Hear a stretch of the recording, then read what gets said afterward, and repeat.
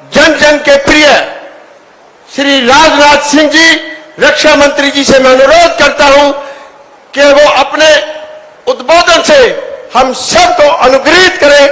आदरणीय श्रीमान रक्षा मंत्री राजनाथ सिंह जी। बहनों भाइयों,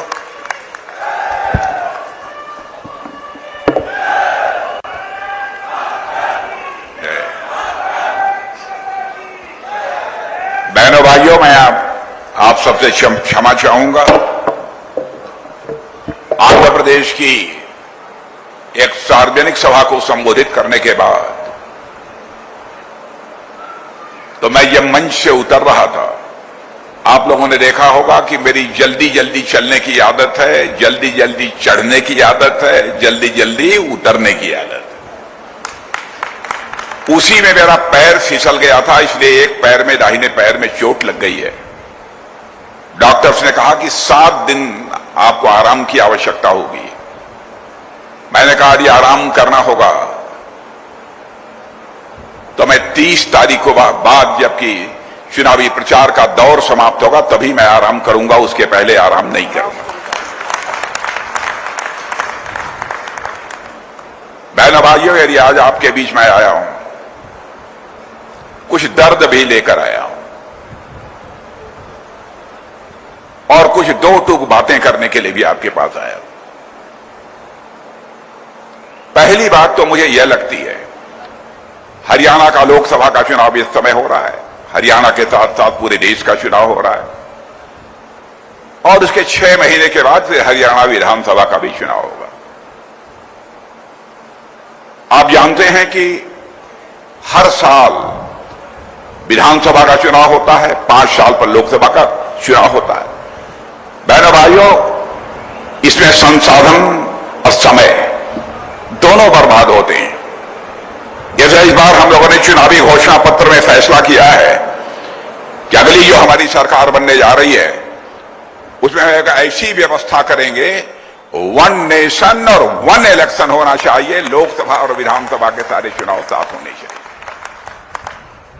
यह काम तो आजाद भारत के इतिहास में बहुत पहले हो जाना चाहिए था, लेकिन पता नहीं क्यों नहीं हो पाया। और जब हम लोगों ने कहा कि नहीं, हम चाहते हैं कि 1 नेशन 1 इलेक्शन हो, एक ही बार में लोकसभा विधानसभा सारे चुनाव निपट जाएं, हमारे कांग्रेस के मित्र और दूसरे राजनीतिक पार्टी के मित्र कहते हैं अरे भाई ये कैसे कर लेंगे। अरे जो असंभव है उसे संभव करके दिखाने की क्षमता किसी राजनीतिक पार्टी के पास है तो वह भारतीय जनता पार्टी के पास।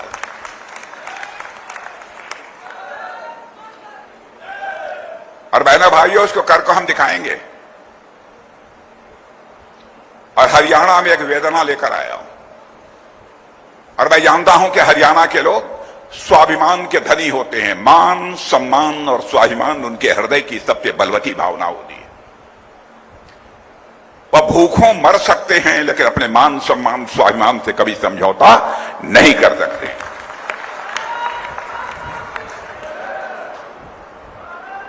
और मैं समझता हूं कि सबसे बड़ी पूंजी इंसान की होती है, इंसान की विश्वसनीयता, इंसान की साख। यानी कोई व्यक्ति जो बात बोले उसे पूरा करे, वही वास्तव में इंसान है। लेकिन मैं सारी राजनीतिक पार्टियों को देख रहा हूं, कहती कुछ है और करती कुछ है। आप लोगों ने कांग्रेस पार्टी को इस देश में 50 वर्षों से अधिक का समय अखंड हुकूमत करने के लिए दिया। पंडित जवाहरलाल नेहरू ने भी कहा था हम गरीबी को समाप्त करेंगे। इस भारत में इंदिरा गांधी ने कहा कि मैं भी समाप्त करूंगी। राजीव गांधी जी आए, उन्होंने भी कहा कि हम गरीबी समाप्त करेंगे। डॉक्टर मनमोहन सिंह जी आए, उन्होंने भी कहा कि हम गरीबी समाप्त करेंगे। बहनों भाइयों, गरीबी समाप्त नहीं हुई। और मेरे आंकड़े पर यदि किसी को संदेह हो तो मैं अपने प्रेस के दोस्तों से भी कहना चाहता हूं, वह इसको वेरीफाई कर सकते हैं, इसको सत्यापित कर सकते हैं। आजाद भारत में पहली बार किसी प्रधानमंत्री ने 25 करोड़ लोगों को गरीबी रेखा से बाहर करने में कामयाबी हासिल की है तो उसका नाम है श्री नरेंद्र मोदी। मैं आपको यकीन दिलाकर जाना चाहता हूं बहनों भाइयों, भारत की पूरी गरीबी को समाप्त करने में बामुश्किल 10 से लेकर 15 वर्षों का ही समय लगेगा यदि हमारी सरकार आगे काम करती रही।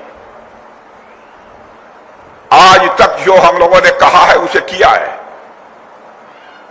कोई हमको बतला दे, हमारे यहां कोई व्यक्ति गलत वादे कर सकता है, लेकिन पार्टी का जहां तक सवाल है, पार्टी मेरे बहनों भाइयों कभी गलत वादे नहीं कर सकती है।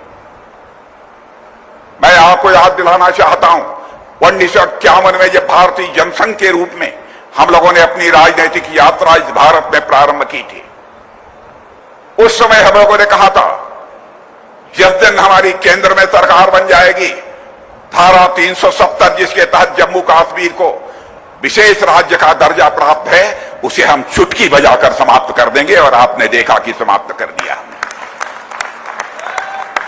हम लोगों ने कहा था जिस दिन दिल्ली के संसद के दोनों सदनों में हमको स्पष्ट बहुमत मिल जाएगा, ऐसी परिस्थितियां पैदा होंगी कि अयोध्या की धरती पर भव्य राम का मंदिर बनकर रहेगा। और आपने देखा बन गया। और बहनों भाइयों, मुझे याद है कि जिस समय हम लोग 1984 में झंडे लेकर रामलला का नारे लगाते थे कि रामलला हम आएंगे, मंदिर यहीं बनाएंगे, हमारे विरोधी ये कहते थे हाँ बेटा रामलला हम आएंगे, मंदिर यहीं बनाएंगे, लेकिन तारीख नहीं बताएंगे। बहनों भाइयों, अब 22 जनवरी का दिन आ गया। हमारे प्रधानमंत्री ने 12 दिन का अखंड उपवास करके धर्माचार्यों के मार्गदर्शन में रामलला की प्राण प्रतिष्ठा अयोध्या में कर दी। अब आपको कैसा लगता है ये तो मैं नहीं जानता, लेकिन मैं जितना जानता हूं भारत के सांस्कृतिक और धार्मिक इतिहास को, उस आधार पर मैं कह सकता हूं बहनों भाइयों, मुझे तो लगता है अब रामलला अपनी कुटिया से निकलकर, अपनी झोपड़ी से निकलकर अपने महल में प्रवेश कर चुके हैं। भारत में राम राज्य का आगाज होकर रहेगा और दुनिया की कोई ताकत रोक नहीं सकती।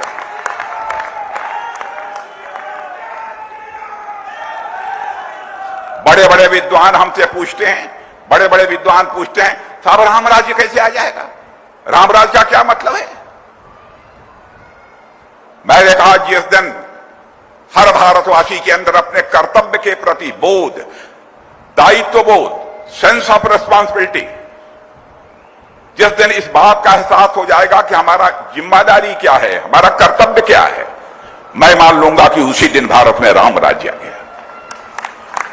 धर्म मर्यादा पुरुषोत्तम भगवान राम को भी जंगल इसीलिए जाना पड़ा था, कैकेयी के अंदर यह कर्तव्य बोध नहीं था कि हमें क्या करना चाहिए। उनको यह लगता था यह मेरा अधिकार है, मेरे बेटे को ही सिंहासन मिलना चाहिए। उसी कारण सबसे बड़ा संकट उस समय भी पैदा हुआ था मेरे बहनों भाई। इसीलिए मैं मानता हूं जिस दिन लोगों के अंदर इस प्रकार की चेतना जागृत हो जाएगी कि हमारा इस समाज के प्रति, परिवार के प्रति, देश के प्रति यह कर्तव्य बनता है, मैं मानता हूं कि उसी दिन इस देश में राम राज्य आकर रहेगा, दुनिया की कोई ताकत नहीं रोक सकती। बहनों भाइयों, मैं साफ कर देना चाहता हूं और तहे दिल में यह बात कर रहा हूं, हिंदू हो, मुसलमान हो, ईसाई हो, यहूदी हो, कोई भी हो, जो भारत का नागरिक है, बहनों भाइयों, किसी धर्म को मानने वाली माता, बहन और बेटी की इज्जत के साथ अथवा उसके ऊपर कोई जुल्म यदि ढाया जाएगा, हम सरकार की चिंता नहीं करेंगे, सरकार आती जाती रहती है, हम उस माता बहन बेटी के साथ खड़े होंगे मेरे बहनों भाइयों, वह चाहे किसी भी धर्म के साथ। हम लोग अत्याचारी नहीं हैं, जुल्म करने वाले लोग हम लोग नहीं हैं। और आपने देखा कि यह वादा किया था हम लोगों ने, इस वादे को भी हम लोगों ने पूरा कर दिया है मेरे बहनों भाइयों। यहीं पर एक दूसरी पार्टी आम आदमी पार्टी है, यह आम आदमी पार्टी जिस समय आंदोलन चल रहा था उस समय इन्होंने क्या वादा किया था अपने नेता से, नेता से यह कहा था कि नहीं ठीक है, आंदोलन समाप्त हो गया है। हम लोग अपने लक्ष्य को जो प्राप्त करना था प्राप्त कर चुके हैं। मैं कोई राजनीतिक पार्टी नहीं बनाऊंगा और उसके बाद भी उन्होंने नई पार्टी आम आदमी पार्टी बना ली। अपने मार्गदर्शक अपने नेता को इन्होंने धोखा दिया था मेरे बहनों भाई। वैसे ही कांग्रेस पार्टी ने किया। आजादी मिलने के बाद महात्मा गांधी ने यह कहा था, ऐ मेरे कांग्रेस के दोस्तों, कांग्रेस के झंडे के तले हमने आजादी की लड़ाई लड़ी थी, आजादी के लक्ष्य को हमने हासिल कर लिया। भिन्न भिन्न विचारधारा के लोग इसी कांग्रेस के झंडे के तले ही आजादी की लड़ाई लड़े हैं।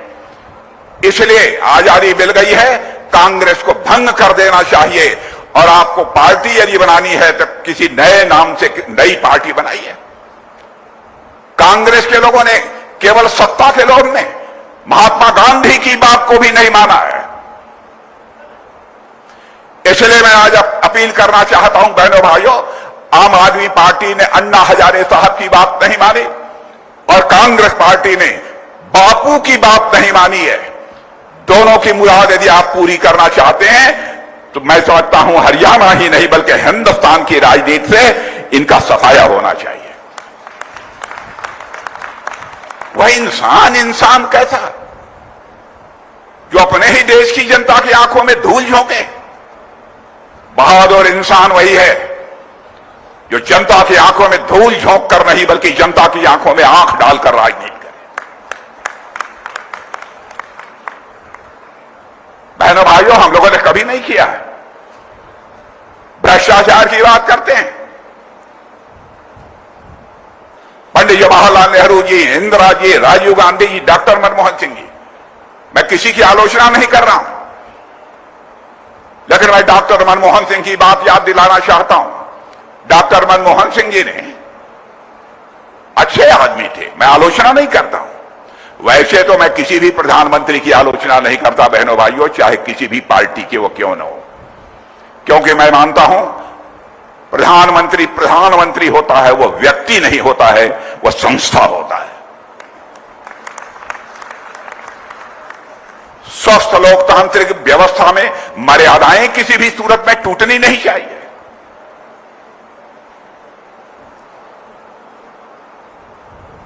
ये लोग महंगाई को रोक नहीं पाए। भ्रष्टाचार, राजीव गांधी जी जैसा व्यक्ति, उसने कहा मैं क्या करूं, दिल्ली से 100 पैसा मैं नीचे भेजता हूं, बामुश्किल 14-15 पैसा लोगों की जेबों में पहुंच पाता है। यह लाचारी व्यक्त की थी भारत के प्रधानमंत्री राजीव गांधी जी ने। डॉक्टर मनमोहन सिंह जी भी उसे स्वीकार नहीं कर पाए। लेकिन आपने देखा होगा 56 इंच सीने का हमारा प्रधानमंत्री, उसने इस चुनौती को स्वीकार किया। जनधन मोबाइल और आधार की ऐसी त्रिमूर्ति तैयार कर दी कि आज दिल्ली के बैंकों से 100 पैसा चलता है तो 100 का 100 पैसा आपकी जेब में पहुंचता है। बहनों भाइयों, भ्रष्टाचार भाषण देकर समाप्त नहीं किया जा सकता। भ्रष्टाचार समाप्त करना है तो व्यवस्था में परिवर्तन करना होगा, सिस्टम में चेंज लाना होगा, तभी जाकर भ्रष्टाचार को समाप्त किया जा सकता है। मैं कांग्रेस के दोस्तों से पूछना चाहता हूं, हरियाणा में भी हमारे कांग्रेस के वरिष्ठ नेता हैं, उनसे भी मैं पूछना चाहता हूं, क्या यह सच नहीं है? केंद्र में जब जब आपकी सरकार रही है, आपकी सरकारों पर भ्रष्टाचार के आरोप लगे। यहां तक कि आपकी सरकार के रहते आप ही के मंत्री को अदालत के आदेश पर जेल की हवा खानी पड़ी है। क्या सच नहीं है? कोई मां का लाल यह बतला दे, चाहे आदरणीय अटल बिहारी वाजपेयी जी की सरकार रही हो अथवा नरेंद्र मोदी जी की सरकार रही हो, किसी मंत्री के दामन पर एक भी भ्रष्टाचार का कोई छींटा लगा हो? जनता को झूठ बोलकर, आंखों में धूल झोंककर आप समर्थन हासिल करते हैं। मैं समझता हूं 75 वर्षों में, इस आजादी के काल में, अपने मतों का प्रयोग करते करते पर जनता राजनीतिक दृष्टि से अब काफी जागरूक हो चुकी है। जनता को कोई गुमराह नहीं कर सकता मेरे बहनों भाई। ये कहते हैं मोदी जी को 400 से अधिक सीटें मिल गई, लोकतंत्र खड्डे पर पड़ जाएगा, तानाशाह बन जाएंगे। मैं आपको याद दिलाना चाहता हूं, पुराने लोग जो यहां पर बैठे हैं, 1975 में, उसके पहले के चुनाव में श्रीमती इंदिरा गांधी चुनाव हार गई थी। पिटीशन था, हाई कोर्ट में पिटीशन हार गई। नैतिकता के नाते उन्हें पद से त्याग पत्र दे देना चाहिए था, लेकिन उन्होंने क्या किया? देश में इमरजेंसी लगा दी, लोकतंत्र का गला घोंट दिया, लाखों की संख्या में उठाकर जेल के शिक्षकों के पीछे डाल दिया। बहनों भाइयों, मैं 24 साल की हमारी उम्र थी, मैं भी भुक्तभोगी हूं। 24 साल की उम्र में मुझे 2.5 महीने तन्हाई में रखा है मिर्जापुर की जेल में। जिसे वेरीफाई करना हो वेरीफाई कर ले, और उसके बाद उठाकर सेंट्रल जेल नई दिल्ली में ट्रांसफर कर दिया। 18 महीने की यातना हम लोगों ने जेल की सही है।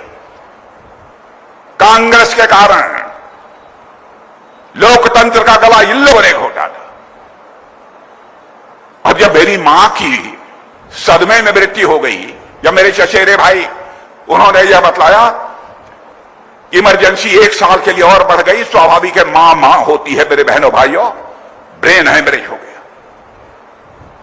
माता आनंदमयी हॉस्पिटल में वाराणसी में 27 दिन तक भर्ती हुई, बाद में इस दुनिया से चल बसी। इन्होंने मुझे पेरोल तक भी नहीं दिया। और बहनों भाइयों, मैंने याचना भी सरकार के सामने नहीं की कि उनको पेरोल मिलना चाहिए, क्योंकि मैं याचना नहीं करता हूं, मैं रण में विश्वास करता हूं। ये झूठे आरोप लगाकर भोली भाली जनता को ये लोग गुमराह करते हैं। मेरे बहने भाइयों, कोई हो तर्क कर ले मुझे। अब आम आदमी पार्टी का नेता क्या हो गया है बताइए? ईमानदार, सबसे बड़ा ईमानदार यदि कोई बनता था तो केजरीवाल जी बनते थे। कहते हैं ये तो मोदी जी ने उनको जेल के भीतर करा दिया। अरे भाई, मोदी जी ने उनको जेल के भीतर करा दिया तो संजय सिंह भी जेल में गए थे। उसी दारू के मामले में 6 महीने के बाद क्यों छूट गए? छूटे नहीं है, भी केस चल रहा है, जमानत मिली है। क्या आप चाहते हैं कि हमारी सरकार भ्रष्टाचार के खिलाफ कार्रवाई न करे? और मैंने भाइयों, सरकार का कोई लेना देना नहीं है, मैं सच बोल रहा हूं। ईडी सीबीआई तो ये लोग पहले काम नहीं करने देते थे, नेताओं को भ्रष्टाचार करने की खुली इजाजत देते थे। 2014 के पहले, हमारी सरकार आने के पहले, केवल ईडी सीबीआई इतनी बड़ी संस्था, इतनी बड़ी फौज, केवल इस देश में भ्रष्टाचार के मामले में 32 लाख रुपया जब्त किया था इन लोगों ने। कांग्रेस के शासन की बात बतला रहा हूं, 32 लाख।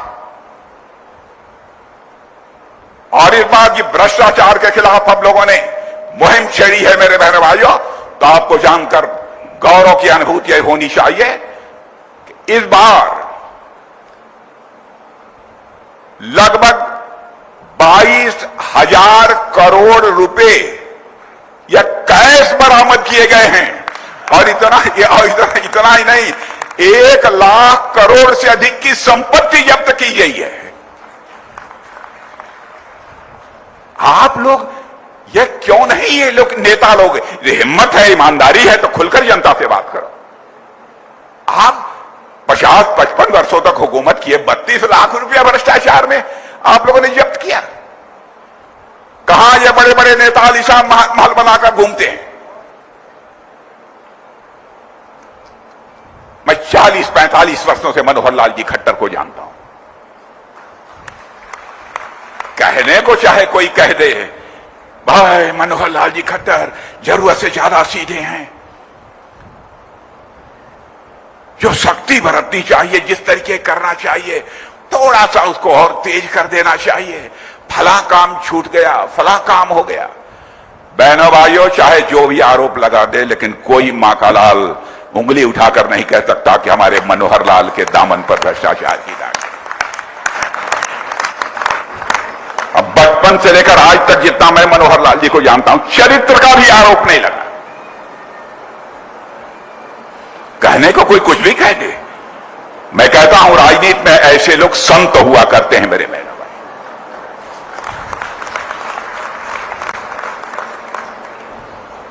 देश आगे बढ़ रहा है, भारत का कद दुनिया में ऊंचा हुआ है मेरे बहनों भाइयों।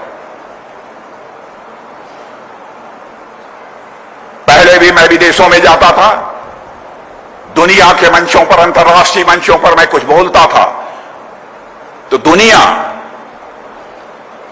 कहती थी भारत बोल रहा है, चलो थोड़ी देर के बाद चाय वगैरह पीने के बाद आएंगे, जब दूसरे लोग अमेरिका बोलेगा, चीन बोलेगा, रूस बोलेगा, तब आएंगे।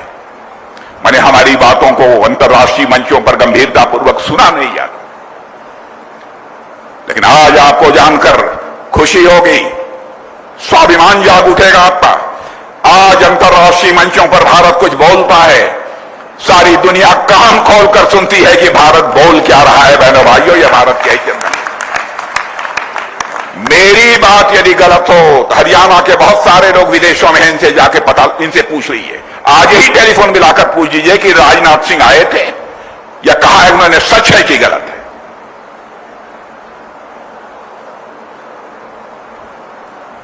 मैं झूठ बोलकर आपका समर्थन नहीं हासिल करना चाहूंगा। धन दौलत के मामले में 2004 से लेकर 2014 तक कांग्रेस की सरकार थी, डॉक्टर मनमोहन सिंह जी भारत के प्रधानमंत्री थे। हमारा भारत दुनिया के देशों में 2004 में भी 11वें स्थान पर था धन दौलत के मामले में, अर्थव्यवस्था के मामले में, और 2014 में भी 11वें स्थान पर था, 1 इंच ऊपर नहीं चला। हमारे प्रधानमंत्री ने करिश्मा किया है मेरे बहनों भाइयों, करिश्मा किया है। आज सारी दुनिया कह रही है विश्व में सर्वाधिक तेजी से आगे बढ़ने वाली अर्थव्यवस्था यदि किसी देश की है तो हमारे और आप देखिए देश भारत की है मेरे बहनों। सारी दुनिया कह रही है। और आज आपको मैं बतलाना चाहता हूं, आपको जानकारी होगी समाचार पत्रों के माध्यम से कि 2014 में जब हम लोगों की सरकार बनी थी, धन दौलत के मामले में हमारा भारत दुनिया के देशों में 11वें स्थान पर खड़ा था। 8 साल के अंदर जंप लेकर 5वें स्थान पर पहुंच गया। और मेरी बात सुन लीजिए, मैं नहीं कह रहा हूं, अंतर्राष्ट्रीय दुनिया की फाइनेंशियल फर्म्स बोलते हैं, वह दावा कर रहे हैं कि भारत जितनी तेजी से आगे बढ़ रहा था, अब इस सच्चाई को नकारा नहीं जा सकता कि 2027 आते आते धन दौलत के मामले में भारत दुनिया का तीसरा देश बन जाएगा मेरे बहनों। अमेरिका होगा, चीन होगा, उसके बाद हम और आप होंगे, भारत होगा। और मेरी बात सुन लीजिए, आज मैं कहकर जा रहा हूं 2047 क्रॉस करते करते हो सकता है 10-15 साल उसके बाद और लग जाएं, 20 साल। लोग तो 2070 की बात करते हैं, लेकिन मुझे पक्का विश्वास हो गया है कि भारत जिस तरीके से आगे बढ़ रहा है, भारत विश्व की महाशक्ति बनेगा मेरे बहनों भाई।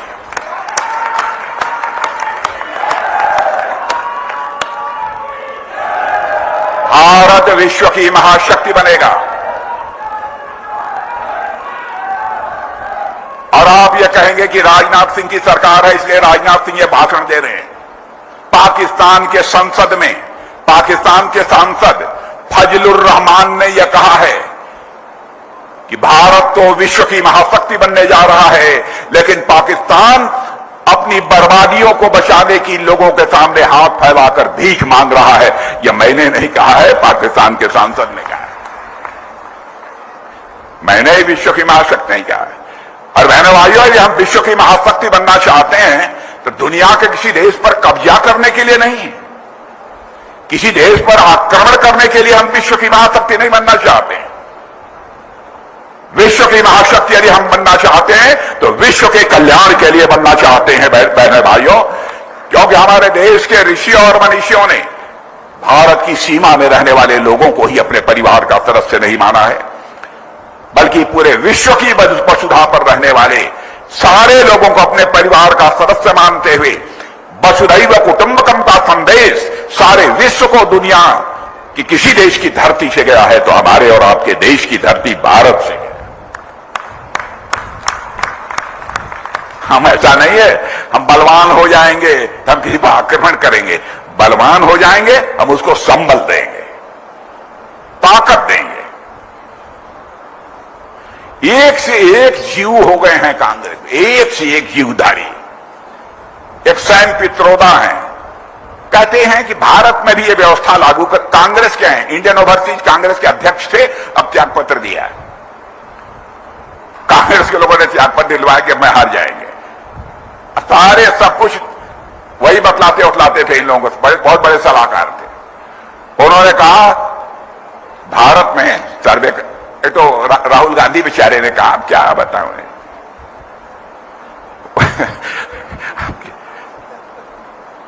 बहन भाई, राहुल गांधी ने कहा कि आपकी संपत्ति का सर्वे कराया जाएगा, अब तन्निक भी इधर उधर कुछ ज्यादा है उठाकर दूसरों को बांट दिया जाएगा। आप लोग तो प्रसन्न होंगे इससे, खुश हैं कि नहीं है? अब उनके वरिष्ठ सलाहकार, बड़े विद्वान माने जाते हैं, अमेरिका में रहते हैं। पहले जब यहां कांग्रेस की सरकार थी, इन लोगों के सलाहकार थे, यहीं रहते थे, सैम पित्रोदा। उन्होंने कहा कि भारत में ऐसा करना चाहिए कि यदि घर का मुखिया मर जाता है, मृत्यु यदि हो जाती है, तब उसमें आधा से अधिक यानी 55% प्रॉपर्टी सरकार को जब्त कर लेनी चाहिए और केवल 45% जमीन संपत्ति उस परिवार के पास रह जानी चाहिए। आपको मंजूर है आपके घर का कोई मुखिया मर जाए और आधा से अधिक संपत्ति सरकार ले ले, मंजूर है? अरे भैया, लगता है पीछे वालों को मंजूर है क्या? क्या हो गया है इन लोगों को? बहनों भाइयों, हम तो स्वस्थ लोकतंत्र चाहते हैं इस देश में, स्वस्थ लोकतंत्र चाहते हैं। ईश्वर से कभी कभी प्रार्थना कर लिया करिए ताकि कांग्रेस पार्टी और आम आदमी पार्टियों को कब से कब सद्बुद्धि तो आ जाए। हो क्या गया इन लोगों को?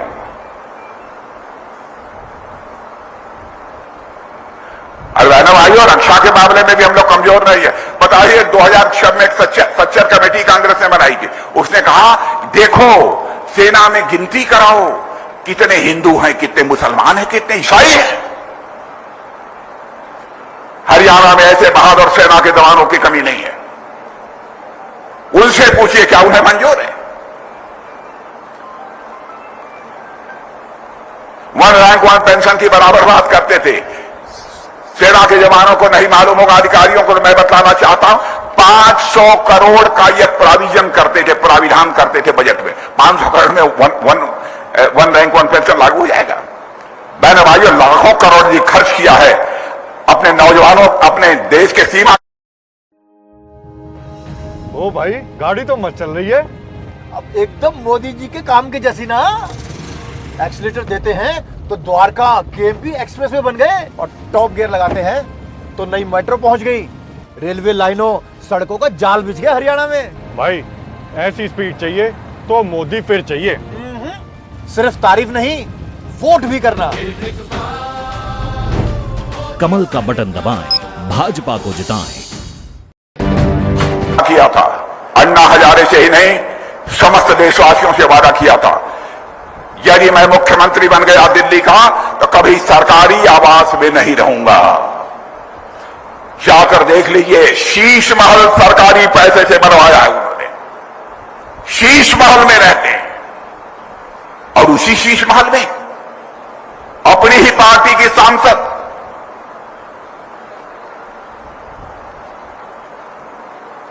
उसकी लात घूसों से पिटाई की गई, बाल खींचे गए। महिला महिला होती है मेरे बहनों भाई। भारत की परंपरा है कि हमारे देश के ऋषि और मनीषियों ने कहा है, यत्र नाराजु पूजन्ते तत्र रमन्ते देवा। और वह उनकी सांसद है, राज्यसभा की सांसद है। और जिस उनके निजी सचिव ने पिटाई की घर में, मैंने कुछ दिनों पहले देखा कि अपने साथ लेकर घूम रहे थे। आज एक लफ्ज उसके बारे में नहीं बोलते हैं।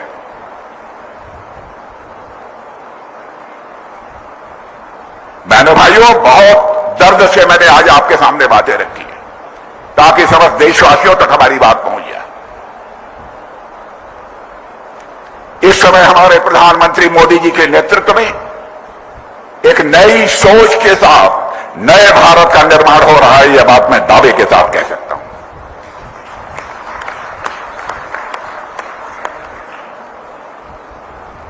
और आपको पता नहीं क्या लगता होगा, लेकिन मैं कह रहा हूं मनोहर लाल जी खट्टर जैसा प्रत्याशी आपको मिला है। बहनों भाइयों, आप सौभाग्यशाली हैं। आप कहते होंगे कि राजनाथ सिंह इतनी क्यों प्रशंसा करते हैं? क्योंकि मनोहर लाल जी खट्टर का रग रग मैं जानता हूं, इसलिए मैं प्रशंसा करता हूं। आप 10, 5, 15 साल से जानते होंगे, मैं इनको 40, 50 साल से जानता हूं। इनको अविवाहित रहकर समाज की सेवा करते हुए मैंने देखा। भारत के प्रधानमंत्री भी मनोहर लाल जी खट्टर का सम्मान करते हैं। कहीं न कहीं कुछ है तभी ना। भाषण दे रहे कांग्रेस के लोग, कह दीजिए आरोप लगाने वाले पहले अपने गिरबान में झांक कर देखें। मेरे भाइयों, आप सब, मैं जानता हूं हरियाणा के लोग बड़े स्वाभिमानी होते हैं। देश को बचा लीजिए, देश का मस्तक ऊंचा होना चाहिए। इस बार कहीं का कोई प्रत्याशी बीजेपी का थोड़ा गड़बड़ भी दिखाई देता हो, इस बात को भूल जाइए। प्रश्न यह है हम किसको भारत की संसद में चुनकर भेजेंगे कि मोदी जी के नेतृत्व में सरकार बनाने में सहयोग करेगा। और सीमा की तो बात ही मत पूछिए मेरे बहनों भाइयों। भारत अब कमजोर भारत नहीं रहा है। भारत दुनिया का ताकतवर देश हो गया है। अब हमारी यह ताकत बन गई है, हम किसी को छेड़ते नहीं मेरे बहनों भाइयों। हम किसी को आंख भी नहीं दिखाते, लेकिन यदि कोई आंख दिखाने की कोशिश करेगा तो उसका मुंहतोड़ जवाब हमारे देश की सेना देगी।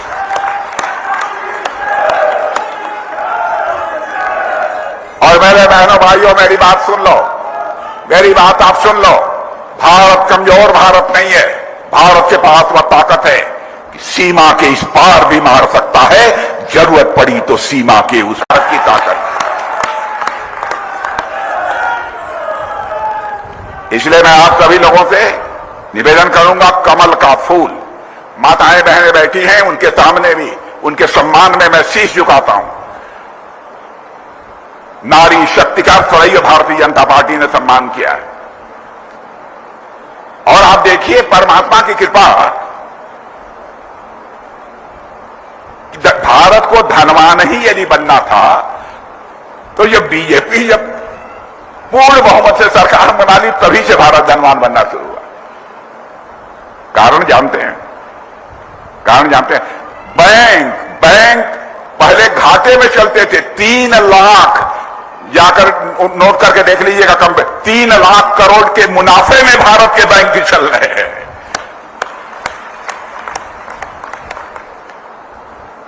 मैंने भाई क्यों ऐसा हो रहा है? भाई देखिए, मैं तो जब बहुत ईश्वर के ऊपर विश्वास करता हूं, परमात्मा के ऊपर विश्वास करता हूं, ईश्वर से डरता भी हूं। प्रतिदिन आधे घंटे उसी के प्रति अपनी आस्था व्यक्त करता हूं, विश्वास मैं करता हूं। इंसान किसी का कुछ नहीं बिगाड़ सकता, हमारी गहरी आस्था है। मुझे लगा कि इसलिए 75 साल गुजर गए, भारत धनवान भारत नहीं बन पाया। लक्ष्मी जी प्रतीक्षा कर रही थी, क्योंकि लक्ष्मी जी को आपने देखा होगा कि हाथ हिलाते हुए घर में प्रवेश नहीं कर सकती। लक्ष्मी जी कभी झाड़ू लगाते हुए किसी के घर में प्रवेश नहीं करेंगे। हमारे यहां मान्यता यही है कि लक्ष्मी जी जब भी आती है घर में तो कमल के फूल पर ही बैठकर लक्ष्मी जी घर में आते हैं। बहनों भाइयों, कमल के फूल का बटन दबा दीजिए और हमारे मनोहर लाल जी खट्टर को एक बार भारत की संसद में पहुंचा दीजिए। और मेरी बात सुन लीजिए, अंतिम बात, मनोहर लाल जी खट्टर केवल आप सांसद नहीं चुन रहे हैं, बल्कि कुछ और चुन रहे हैं। बहुत बहुत धन्यवाद। बहुत बहुत धन्यवाद माननीय रक्षा मंत्री जी का। माननीय रक्षा तो केंद्रीय रक्षा मंत्री राजनाथ सिंह को आप सुन रहे थे और उन्होंने अंत में एक बात जरूर महत्वपूर्ण कही है कि करनाल वासियों, आप सिर्फ सांसद नहीं चुन रहे हो बल्कि और कुछ भी चुन रहे हो। साफ सीधा संकेत यहां पर कि बेहद बड़ी जिम्मेदारी जो है सांसद बनने पर मनोहर लाल को जो है वो केंद्र सरकार द्वारा दी जा सकती है और प्रधानमंत्री नरेंद्र मोदी को दोबारा प्रधानमंत्री बनाना है। इसलिए बहुत जरूरी है कि करनाल वासियों की भागीदारी जो है वो महत्वपूर्ण रहे।